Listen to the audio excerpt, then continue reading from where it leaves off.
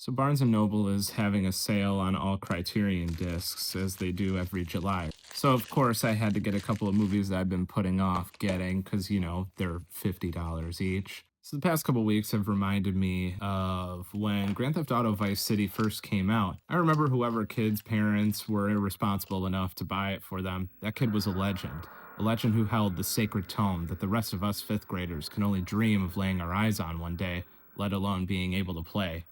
One kid in our grade got it, and he immediately made a lot of close friends who wanted to go over to his house after school in hopes for a chance to play this new game that had the news and our parents in a tizzy over its over the top graphic violence, language, and who knew what else. I didn't have a PS2 at the time, but I do remember that after a while, that game started making its way around the classroom. Every week, various different game cases would be brought to school in order to obscure the adult content inside. Parents won't ask questions about ATV Off-Road Fury or Jak and Daxter. I myself have become the owner of several games over the years through Pokemon card trades and handshake deals where we'd swear we'd trade our games we lent back to each other. I'm still borrowing Resident Evil 4.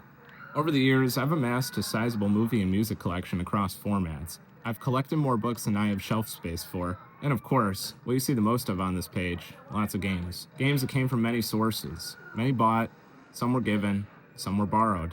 Besides the threat of parental wrath from playing a game you were way too young for, having access to games was never difficult before.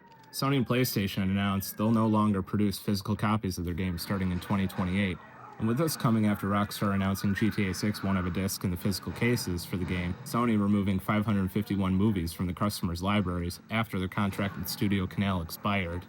I've been thinking a lot, not just about the future, but I've been reminiscing on the past. It makes me think that stories like mine could never happen again in the future. I'm old enough to remember generations past, the highs and the lows, but one thing always remained.